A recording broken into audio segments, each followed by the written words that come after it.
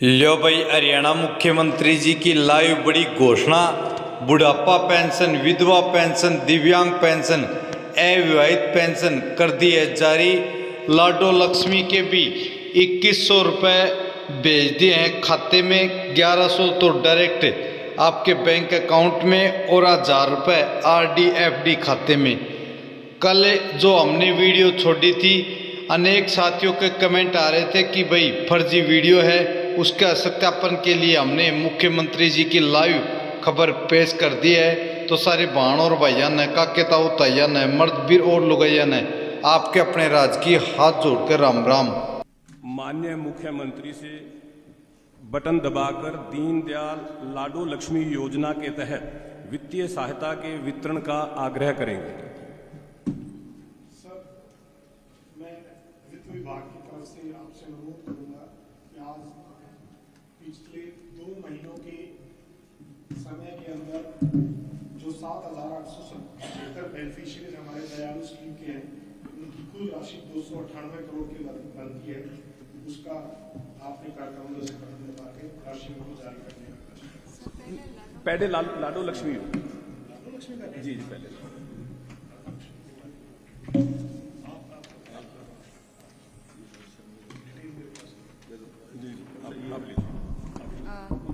नमस्कार सर। जैसा कि सभी जानते हैं, निरंतर मुख्यमंत्री महोदय दीनदयाल लाडो लक्ष्मी योजना के तहत सभी महिला बेनिफिशरीज को निरंतर राशि विस्तृत करते रहे हैं।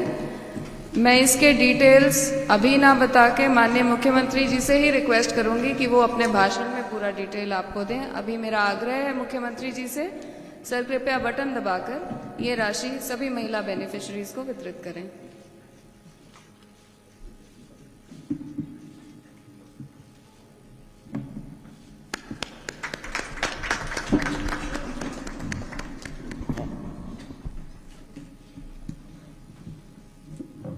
सर, इसके अलावा सेवा विभाग के सामाजिक सुरक्षा पेंशन्स भी बहुत सारी वितरित की जाती हैं।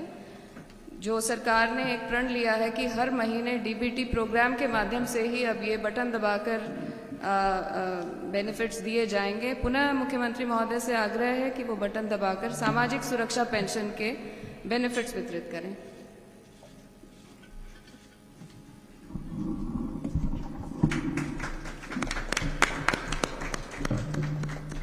अब मैं अतिरिक्त मुख्य सचिव वित्त विभाग श्री अरुण कुमार गुप्ता जी से अनुरोध करूंगा, माननीय मुख्यमंत्री महोदय से बटन दबाकर दयालु योजना के तहत वित्तीय सहायता के लिए वितरण का आग्रह करेंगे। सर, दयालु योजना आपकी सरकार ने 1 अप्रैल 2023 से शुरू की थी। सर, अभी तक उस स्कीम के तहत 56,223 लोगों को कुल 2118 करोड़ रुपए की राशि वितरित की जा चुकी है। आज आपसे अनुरोध है कि 298 करोड़ की राशि जो पिछले 2 महीने के बेनिफिशियरीज को, जो 7,875 की संख्या है उनकी, उनको भी ये राशि वितरित करने का प्रश्न।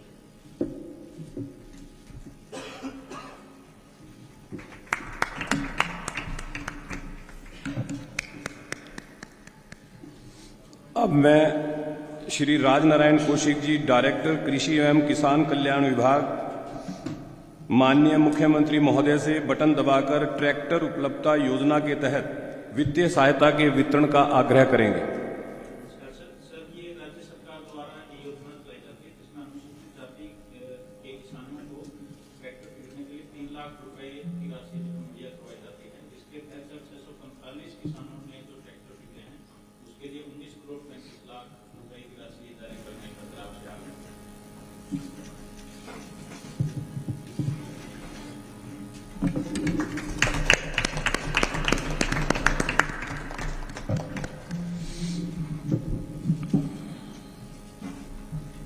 अब मैं माननीय मुख्यमंत्री जी से आग्रह करूंगा इस प्रेस वार्ता को संबोधित करें। माननीय मुख्यमंत्री। Thank you. सभी पत्रकार एवं छायाकार मित्रों का हमारे साथ आज इस कार्यक्रम में हमारे कैबिनेट मंत्री कृष्ण बेदी जी और हमारे फाइनेंस विभाग के ACS अरुण गुप्ता जी, सभी विभाग के हमारे अधिकारीगण और हमारे मीडिया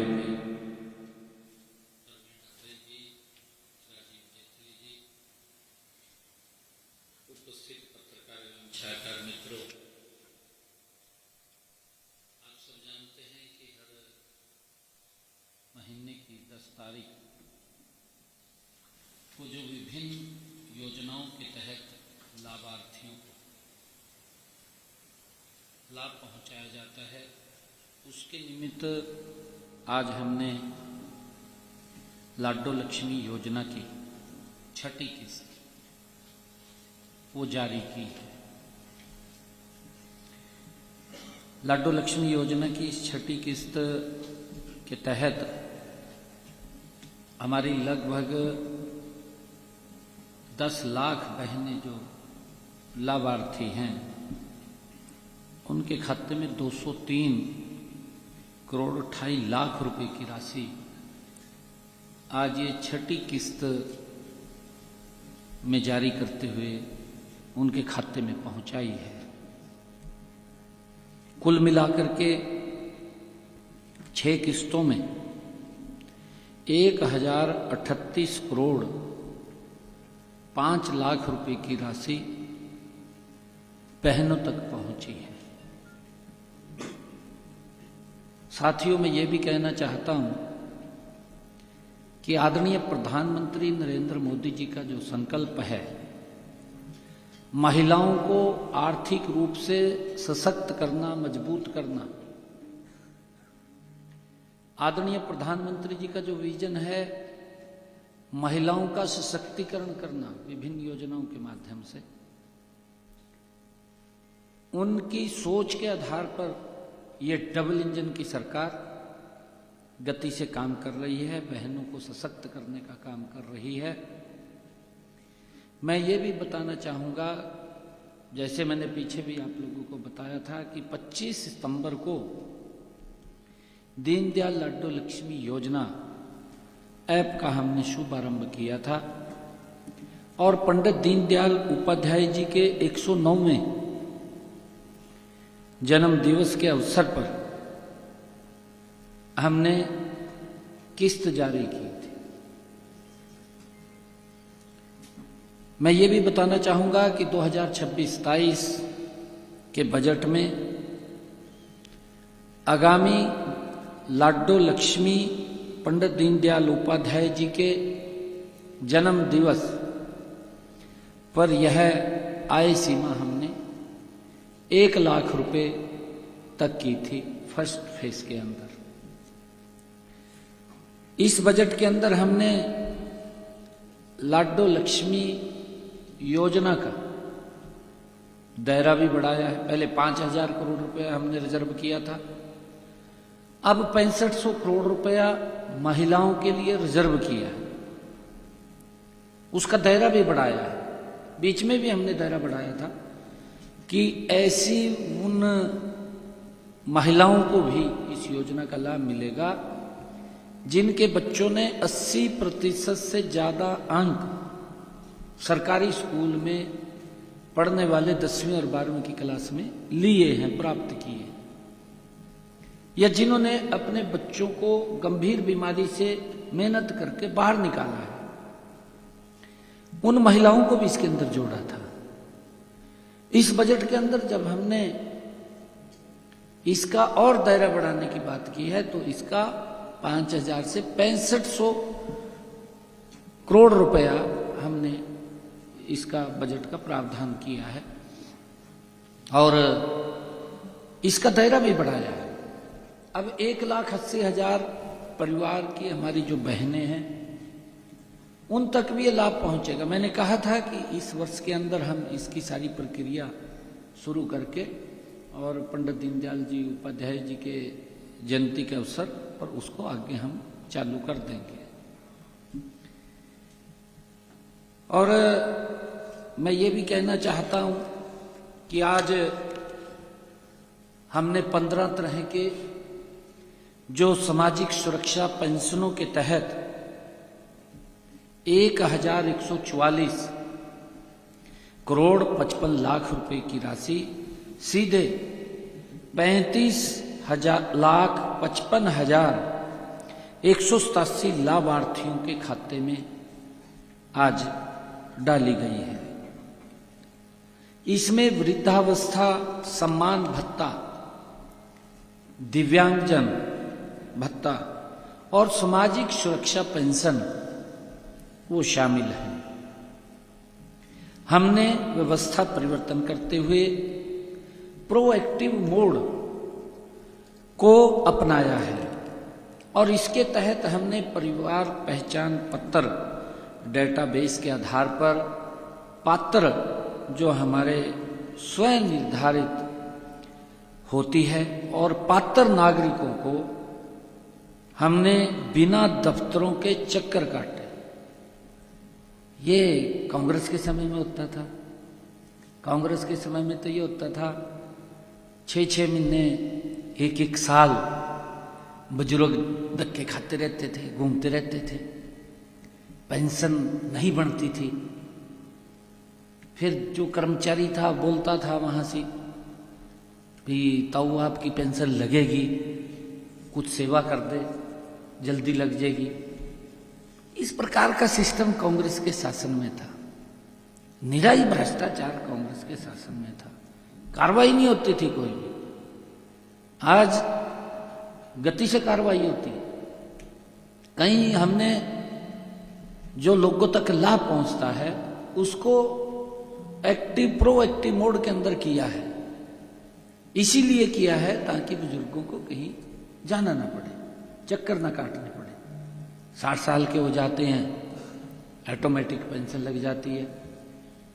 उसके अंदर भी क्योंकि जैसा सॉफ्टवेयर है अलग अलग तरह से अपडेट करना पड़ता है, उसको भी अपडेट करेंगे। परंतु जब अपडेट करते हैं तो कांग्रेस के लोगों को उसकी भी पीड़ा होती है। वो बोलने लग जाते हैं, ये कर दिया जी, वो कर दिया जी। भाई सिस्टम को ठीक किया जा रहा है और जब सिस्टम को ठीक किया जा रहा है तो आम लोगों को तो दिक्कत नहीं है, कांग्रेस को दिक्कत होती है।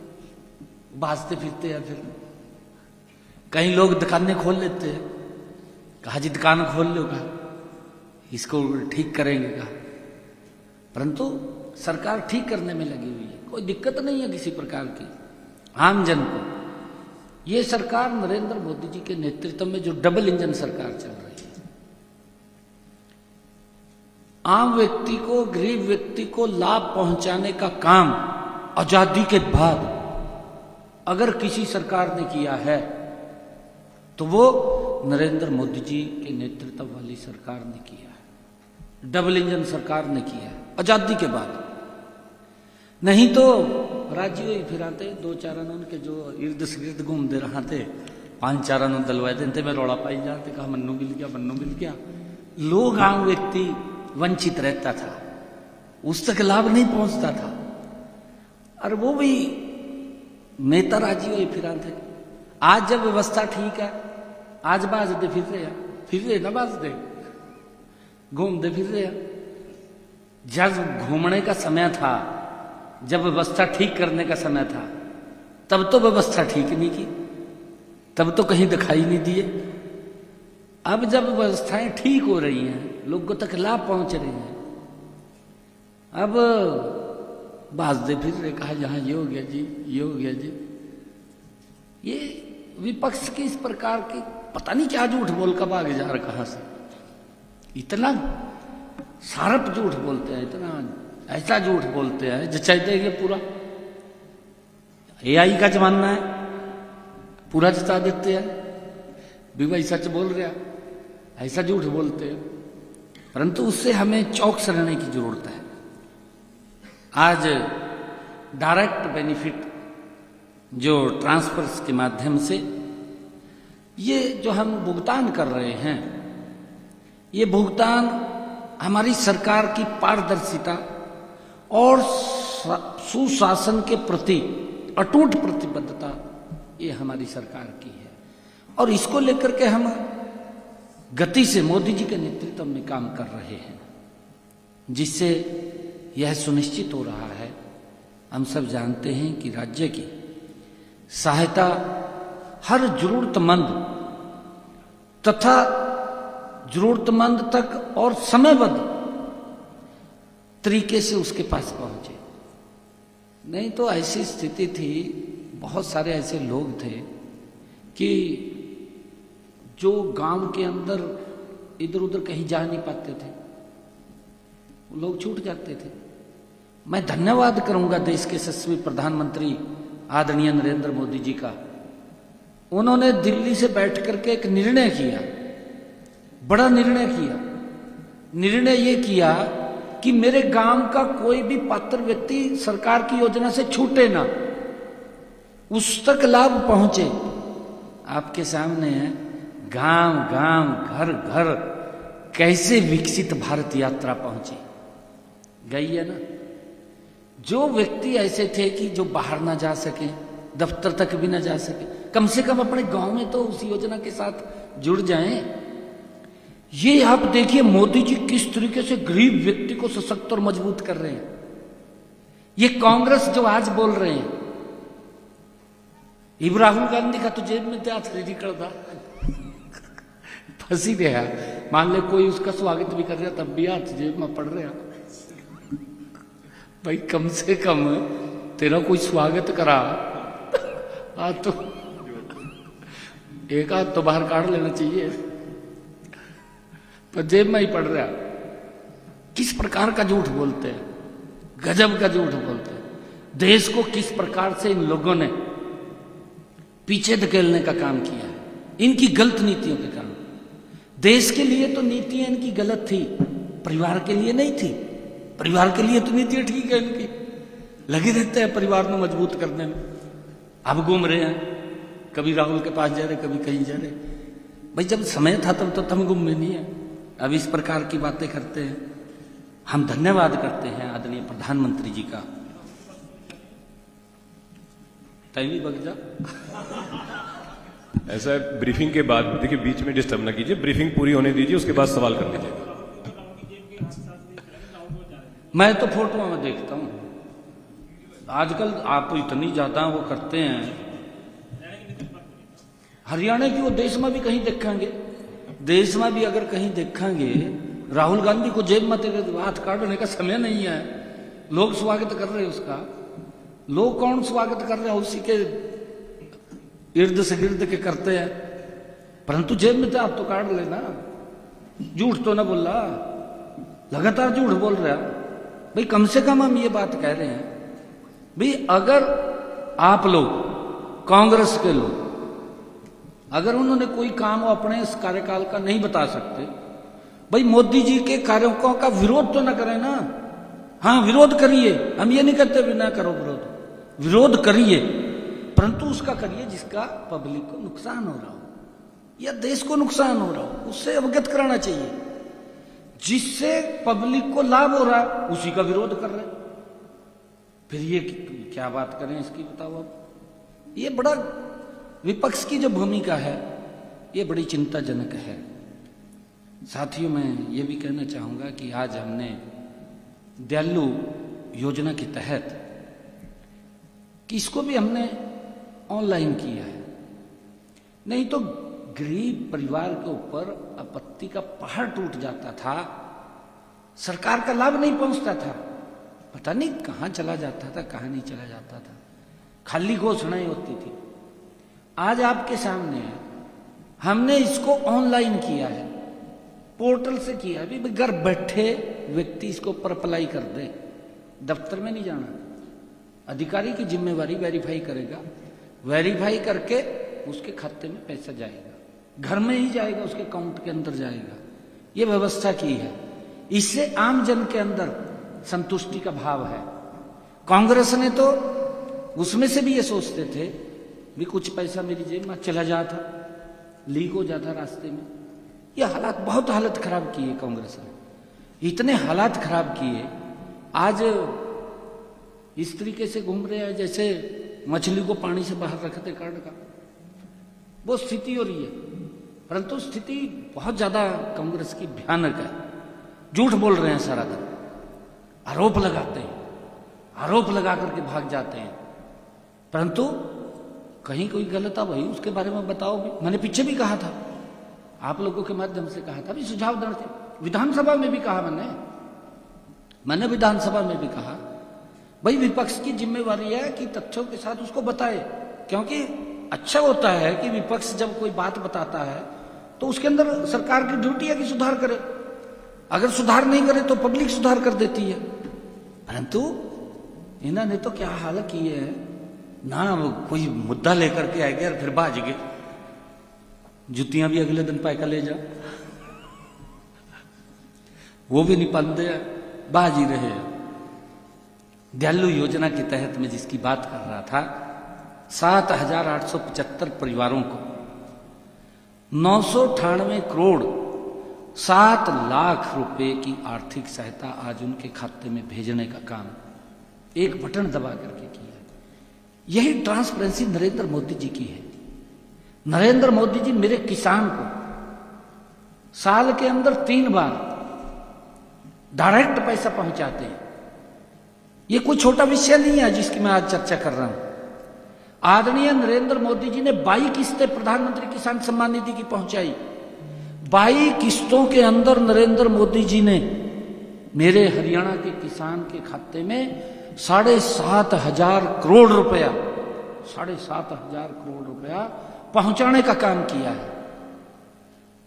भाई राहुल तो जेब में हाथ पाए घूम रहा था, भी बताए दे तुमने क्या कराया, तेरे समय में इतने लंबे सरकार रही है, उड्डा साहब बताए दे। ये तो घूम रहे, कभी कहीं जा रहे कभी कहीं जा रहे। मैं बताना चाहूंगा उनके समय में भी क्या हाल होता था, अभी थोड़ी देर में बताऊंगा।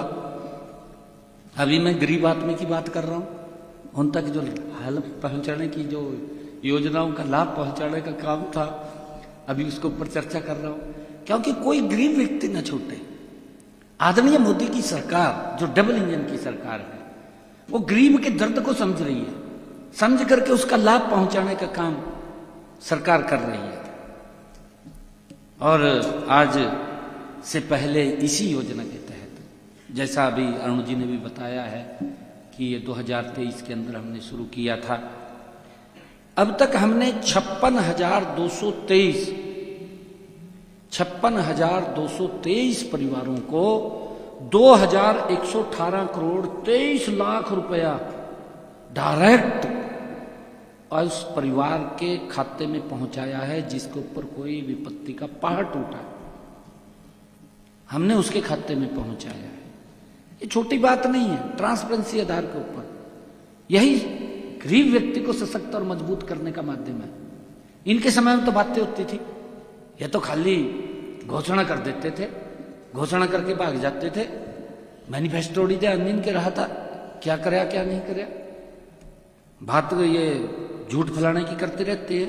परंतु साथियों, हमने आज ही आपके सामने है, जब से आदरणीय मोदी जी के नेतृत्व में सरकार बनी है, हमारे मोदी जी के नेतृत्व वाली सरकार जो हमारे अनुसूचित जाति वर्ग के लोग हैं, किसान हैं, उनकी भी चिंता अगर कोई सरकार कर रही है तो नरेंद्र मोदी की सरकार कर रही है। पड़ोस में पूछ लो, पंजाब के अंदर कांग्रेस की भी रही है, आम आदमी की सरकार है। भाई जो अनुसूचित जाति के किसान हैं उनको ट्रैक्टर के लिए कभी सब्सिडी दी है क्या? पूछना चाहिए भी कभी सब्सिडी दी क्या? आज हमने पिछले साल भी, मेरे ख्याल उससे पिछले साल भी लगातार हमारी सरकार, आज हमने जो अनुसूचित जाति के हमारे किसान हैं, ऐसे 645 किसानों को ट्रैक्टर खरीदने के लिए 19 करोड़ 35 लाख रुपए की राशि आज जारी की है। और वो जल्दी ही उनको ट्रैक्टर मिलेगा, चाबी देने का काम उनको करेंगे। आज ये सब्सिडी जारी की है ताकि वो ट्रैक्टर अपना खरीद सके। पर ट्रैक्टर 3 लाख रुपए उनको दे रहे, पर ट्रैक्टर 3 लाख रुपए, क्योंकि गरीब को कैसे सशक्त और मजबूत किया जाए, ये हमारी सरकार का ध्येय है। और साथ ही मैं भी कहना चाहूंगा कि इसको हमने ट्रांसपेरेंसी तरीके से किया है, कर रहे हैं, क्योंकि उपायुक्त के महोदय के माध्यम से हम इसको एप्लीकेशंस लेते हैं और उसके माध्यम से उनको हम देने का काम करते हैं। और मैं ये भी बताना चाहूँगा आज आप लोगों को कि आज हमने विभिन्न 18 योजनाओं के तहत कुल 1,665 करोड़ 25 लाख रुपए सीधे लाभार्थियों के खातों में आज राशि डाली है। 1,665 करोड़ 25 लाख सीधे गई है आज, अभी बटन जो हमने दबाया है। साथियों, मैं ये भी बताना चाहूँगा कि पिछले दिनों हरियाणा में भारी बारिश हुई है। हमारी पूरी नज़र उस बरसात से कोई नुकसान ना हो मेरे किसान का, हमारी पूरी नज़र हरियाणा प्रदेश के हर कोने पर थी। गत 6, 7, 8 अप्रैल को क्योंकि भारी बरसात हुई है प्रदेश के 4 जिलों फतेहाबाद, हिसार, सिरसा, कुरुक्षेत्र के कुछ गांव में फसलों को नुकसान होने की रिपोर्ट हमें प्राप्त हुई है, क्योंकि ओलावृष्टि हुई है, कहीं कहीं अलग पॉकेट्स के अंदर हुई है। मैंने स्वयं वहाँ के जिला उपायुक्तों से भी फोन पर पूरी रिपोर्ट लिया है, स्वयं बात की है। हमने किसी किसानों की फसल को हुए नुकसान एवं भरपाई के लिए कल ही हिसार, सिरसा, फतेहाबाद के लिए पोर्टल खोल दिया है। बाकी नुकसान वाले जिलों में खोल दिया जाएगा, कार्रवाई हो जाएगी तुरंत। आज सुबह 10 बजे इस पोर्टल पर तीनों जिलों के 21 गांव, जहाँ जहाँ नुकसान हुआ है वहाँ खोला है। 21 गांव के 1,350 किसानों ने 10,088 एकड़ क्षेत्र का पंजीकरण भी करवा लिया है, क्योंकि वेरीफाई होगा, उसके बाद उसको वेरीफाई करेंगे। इनमें फतेहाबाद जिले के 9 गांव हैं, हिसार के 10 गांव हैं, सिरसा के 2 गांव शामिल हैं। और साथियों, कुरुक्षेत्र के भी कुछ गांव, 6 गांव के करीब में कुरुक्षेत्र के हैं, उसका पोर्टल भी आज शायद खुल जाएगा। सरसों की खरीद के अंदर भी हम लगातार, क्योंकि 28 मार्च से हमने सरसों की खरीद शुरू की थी, अब तक मंडियों में 16,046 मीट्रिक टन सरसों की आवक हुई है हरियाणा प्रदेश के अंदर। इनमें से 3,421 मीट्रिक टन सरसों की सरकारी खरीद की गई है। शेष सरसों निजी व्यापारियों द्वारा खरीदी गई है, क्योंकि एमएसपी से ज्यादा मूल्य मिला है, व्यापारी लेकर के गए हैं। मुझे खुशी है कि जब एमएसपी ज्यादा मिलता है तो मेरे किसान का लाभ होता है। मंडियों में 1,558 मीट्रिक टन सरसों का उठान कराया जा चुका है। किसानों को 6,200 रुपये प्रति क्विंटल जो एमएसपी है, एमएसपी के हिसाब से अब तक 4,94,00,000 रुपए का भुगतान डीबीटी के माध्यम से उनके बैंक खातों में किया जा चुका है।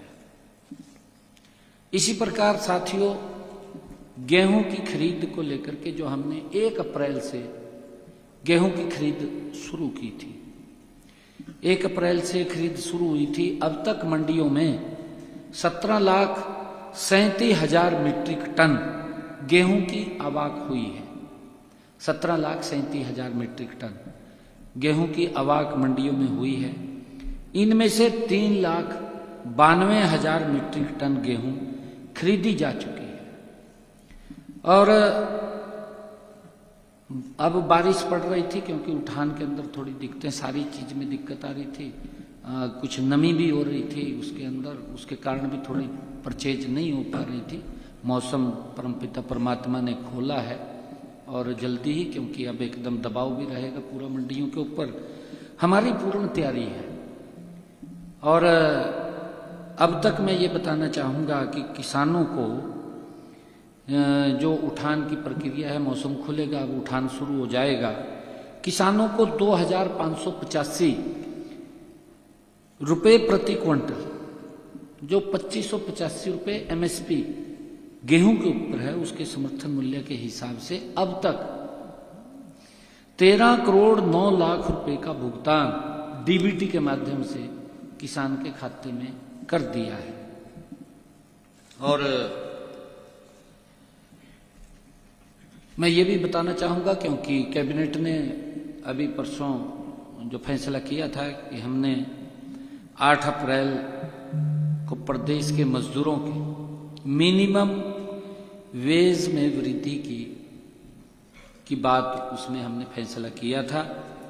मैं ये बताना चाहूंगा कि अब अकुशल श्रमिकों का मासिक वेतन 11,275 रुपये से बढ़ा करके 15,220 रुपये तथा अर्धकुशल श्रमिकों का मासिक वेतन 12,430 रुपये से बढ़ाकर 16,780 रुपये कर दिया गया है।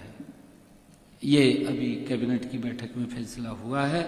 इसी प्रकार जो हमारे कुशल श्रमिक हैं उनका मासिक वेतन 13,704 रुपये से बढ़ाकर 18,500 रुपये वो किया गया है। और इसी प्रकार हाई स्किल्ड श्रमिकों का मासिक वेतन 14,389 रुपये से बढ़ा करके हमने 19,425 रुपये ये कर दिया गया है।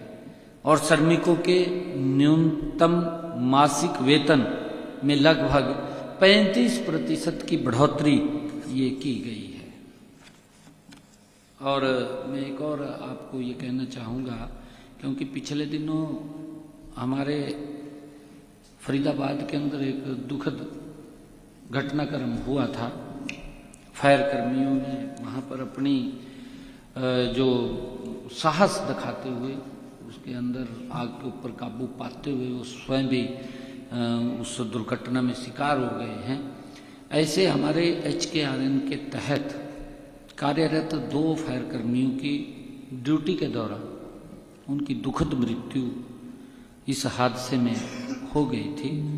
और मृत्यु के बाद सरकार ने तुरंत राहत के रूप में प्रति परिवार 30 लाख रुपए की राशि वो जारी करने का निर्णय लिया है। दोनों परिवारों को तो 30 लाख रुपए, हरियाणा परिवार सुरक्षा न्यास के माध्यम से 10 लाख रुपए प्रति परिवार तथा मुख्यमंत्री राहत कोष से 20 लाख रुपए प्रति परिवार राशि जारी की जाएगी। और इसके अतिरिक्त उनके परिवार के एक आश्रित को HKRN के माध्यम से नौकरी भी दी जाएगी, क्योंकि वो HKRN में लगे हुए थे। इसके अलावा सरकार अतिरिक्त इंश्योरेंस के रूप में भी, क्योंकि उनका बैंक से महाराष्ट्र बैंक ऑफ महाराष्ट्र उसके अंदर उनसे बातचीत चल रही है, उसके वित्तीय सहायता पीड़ित परिवारों को दिलाने का प्रयास भी विभाग कर रहा है। और साथियों मैं ये भी बताना चाहता हूँ, क्योंकि कांग्रेस और कई अन्य दल लगातार ऐसे घूम रहे हैं कि जैसे कोई मुद्दा होता है कि कैसे मुद्दे को पकड़ा जाए, परंतु मुद्दा हाथ नहीं लगता, मारे मारे घूमते हैं। अपने याद नहीं रहती उनकी बातें भी, हमारे कार्यकाल में क्या होता था, कैसे व्यवस्थाएं थी। व्यवस्थाएं तो तब पता लगे ना, तब जमीन पे जाएं। आज हमारे सभी विधायकगण, सभी मंत्रीगण, सभी अधिकारीगण, आज हर मंडी का एक नोडल अधिकारी भी है। हमारा ACS लेवल का सचिव जिले का देख रहा है कि किसान को कोई किसी प्रकार की दिक्कत ना आए। हमारे मंत्री जा रहे हैं मंडियों में, व्यवस्थाओं का जायजा ले रहे हैं, देख रहे हैं। हमारे विधायकगण जा रहे हैं, मंडियों का जायजा ले रहे हैं कि किसान को भी एक रत्ती भर दिक्कत वहां ना आए। परंतु हमारे विपक्षी साथी जिस प्रकार का वंडर खड़ा करने की कोशिश कर रहे हैं, मैं उनके बारे में भी थोड़ा बताना चाहता हूं, क्योंकि उनको ध्यान रखना चाहिए कि उनके समय में क्या होता था, कैसी कैसी व्यवस्थाएं थी, कैसे किसान परेशान होते थे, वो नहीं था ध्यान में इनके। तब तो कहीं और राजी रहते थे वो। 2005 से 2014 हुड्डा साहब का शासन रहा। हुड्डा साहब ने राज किया है। शासन नहीं किया। 2005 से 2014 तक राज किया कांग्रेस सरकार ने। उनके राज में क्या होता था? गेहूं खरीद को लेकर के आज घूम रहे हैं। मैं बताना चाहूंगा, थोड़ा सा आईना उनको दिखाना चाहूंगा भी तेरे समय में क्या होता था। कम से कम वहां प्रेस में बोलना चाहिए इनको भी हमारे समय में ये व्यवस्था थी, इनके समय में ये व्यवस्था है, इन्होंने परेशान कर दिया किसानों को भी हम ये सुविधा देते थे। बताना ही फर्ज बैठता है ना। कंपैरिजन तो तभी होता है, खाली घूमने से कोई लाभ थोड़ी होता है कि आज घूम रहे हैं मंडियों में। मंडी में हमारे मंत्रीगण जा रहे हैं, व्यवस्थाओं का जायजा ले रहे हैं, हमारे विधायकगण जा रहे हैं, हमने सेक्रेटरीज की ड्यूटी लगाई है, हमारे सेक्रेटरीज जा रहे हैं। मेरे किसान को कहीं रत्ती भर दिक्कत परेशानी ना आए उसकी व्यवस्था कर रहे हैं। कहीं गड़बड़े हुई उसके लिए एक योजना भी बनी है, उस गड़बड़ को रोका जाए। मेरा किसान समझ रहा है। मैंने 2 रोज पहले भी प्रेस के अंदर कहा था कि मेरा किसान भी समझ रहा है कि इस गड़बड़ को रोका जाए। ये किसान के नाम के ऊपर जो गड़बड़ें होती हैं उसको रोकने का काम हमारा किसान आगे आ रहा है। हमारा किसान चाह रहा है कि हाँ गड़बड़ को रोका जाए, गड़बड़ नहीं होनी चाहिए। परंतु हमारी सरकार का मैंडेट है कि अपने किसान का एक एक दाना खरीदने का काम हरियाणा सरकार करेगी, कोई दिक्कत किसी को नहीं आने देगी। ये जागरूक सरकार है, ये जाग रही है, रात को भी जागती है सरकार। ये रात को भी देखती है अभी किसान को कोई परेशानी ना हो, तब भी देखती है। परंतु इनके समय में क्या होता था, क्योंकि ये तो बताएंगे नहीं, मुझे ही बताना पड़ेगा।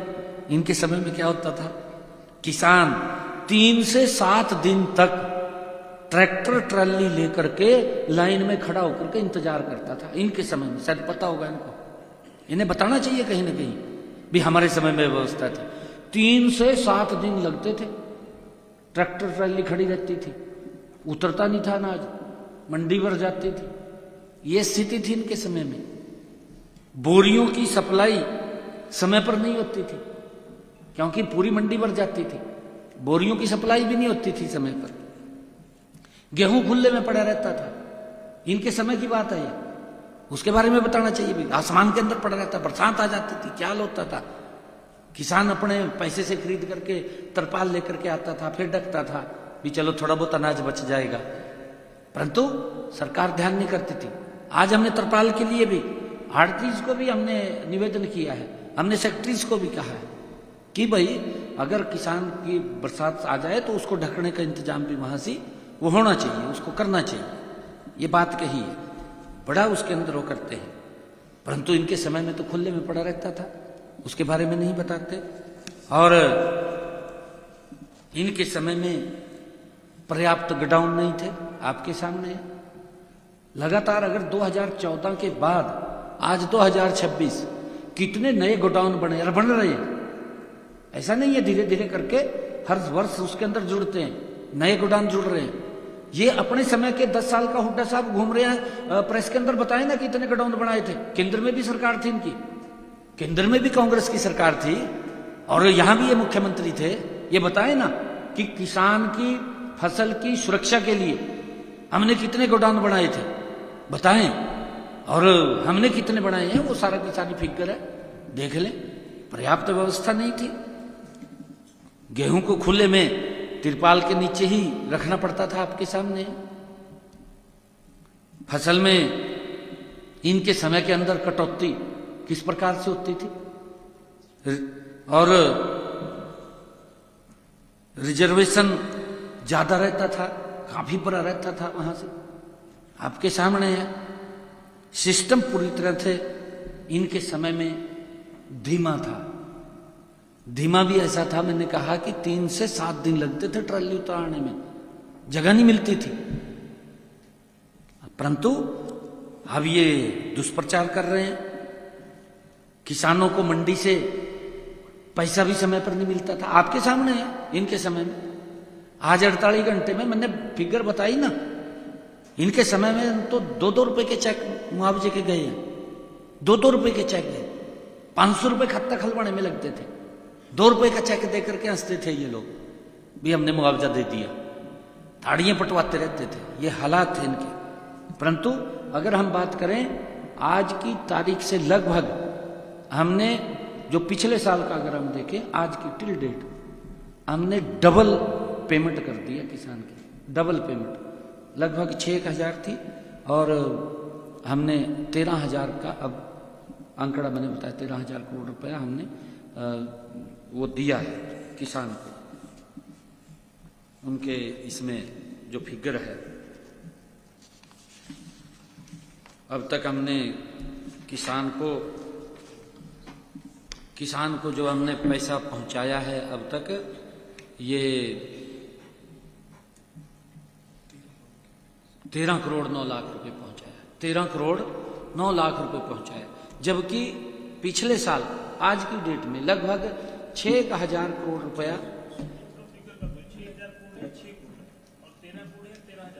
6,000 करोड़ नहीं, इसके अंदर अब तक हमने, क्योंकि अब तक मैं आपको बता रहा हूं 13 करोड़ 9 लाख रुपए हमने अब तक भेजा है। 13 करोड़ 9 लाख रुपया डीबीटी के माध्यम से किसान के खाते में पहुंचा। हाँ, गेहूं अभी तो शुरू हुआ है सीजन, अभी सीजन शुरू हुआ। मैं अभी अगली बात जो कहने वाला हूं उसके ऊपर मैं निवेदन भी कर रहा हूं। 13 करोड़ 9 लाख रुपया हमने किसान के खाते में पहुंचा दिया है, जबकि पिछले साल आज की डेट तक लगभग 6 करोड़ रुपए था। ये डबल किया हमने अब की बार, इसके अंदर जो फसल खरीदी उसका डबल गया है, ज्यादा उसके अंदर पैसा गया। मैं ये बात आपके बीच में कह रहा हूं। अब अगली बात ये है, क्योंकि विपक्ष का काम है, विपक्ष अच्छा है, घूमना चाहिए, हम कोई मना थोड़ी करते हैं विपक्ष को। विपक्ष की ड्यूटी है, जाना चाहिए, ड्यूटी को ठीक तरीके से निभाए, ठीक ड्यूटी निभानी चाहिए, जाकर के झूठ नहीं बोलना चाहिए। अब आप लोग जो पत्रकार जागरूक है, अब आपके सामने तो पत्रकार देख कर तो बड़ा भी मेरी बात जा रही है, पर ये तो नहीं पता ना क्या बोल रहा है, झूठ बोल रहा है। मैंने थोड़ा आईना दिखाया उनके समय का भी थरे समय में क्या होता था। अब मैं ये कहना चाहता हूं, देखिए मौसम साफ है, मैं परमपिता परमात्मा से ये भी प्रार्थना करता हूं कि मौसम साफ रहे, मेरे किसान की फसल मंडी तक पहुंचे। सरकार ने पूर्ण व्यवस्थाएं की हुई है, सरकार ने बारदाने की व्यवस्था पूरी की है, उठान की व्यवस्था पूरी की हुई है, परचेज का भी एक एक दाना होगा। परंतु इनके समय के अंदर, ये उस समय में था जब 2 महीने 2.5 महीने फसल बाजार में आने में लगता था, क्योंकि हाथ से मशीनरी युग नहीं था, तब भी जाम रहता था और तब उतनी पैदावार भी नहीं होती थी। अब तो पैदावार भी ज्यादा है, अब पैदावार भी ज्यादा है, अब समय भी कम हो गया है। जो 2.5 महीने का समय था अब वो मात्र 15 से 20 दिन का रह गया। 15 से 20 दिन के अंदर ये पूरी फसल आ जाती है। जैसे मौसम खुलेगा अब एकदम दबाव बनेगा, उस दबाव के अंदर व्यवस्थाओं में अव्यवस्थाओं में हो जाता है कुछ ना कुछ। मेरा सभी किसान भाइयों से आग्रह है कि इसके अंदर सहयोग करें, क्योंकि ये सीजन का समय कम रह गया, परंतु इसको हम मिलकर के काबू पाएंगे। हमारी नजर है, हर तरीके से नजर है हर काम के ऊपर, कहीं कोई दिक्कत नहीं आने देंगे। अगर कहीं कोई अव्यवस्था थोड़ी होती है उसको थोड़ा कोऑपरेट करने का हम काम करेंगे, तो जिससे कि मिलकर के इसको काबू पाया जा सके, ये मेरा आग्रह है। विपक्षी साथियों से भी मैं कहना चाहूंगा, अच्छा है वो ध्यान रखें, परंतु दुष्प्रचार ना करें, झूठ ना बोलें, बस इतना का आग्रह है। Thank you. समय के अभाव के